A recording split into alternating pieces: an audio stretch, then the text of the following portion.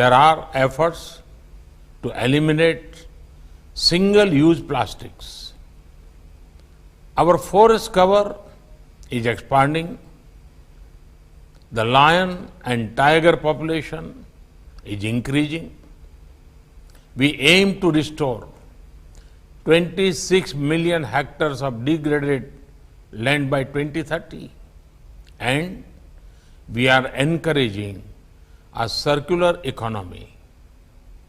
India is making next generation infrastructure such as metro networks, waterways, and more.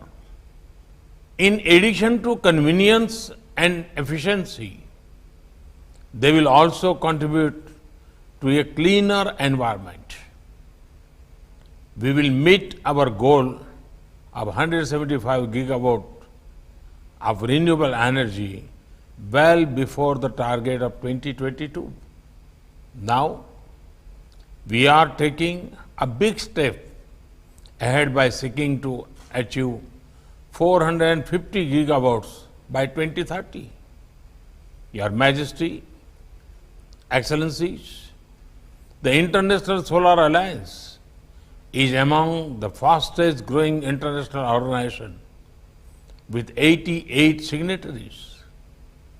With plan to mobilize billions of dollars, train thousands of stakeholders, and promote research and development in renewable energy, the ISA will contribute to reducing carbon footprint.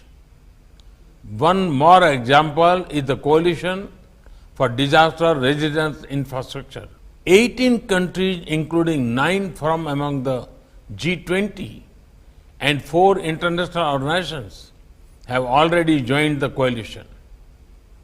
CDRI has started work on increasing resilience of critical infrastructure.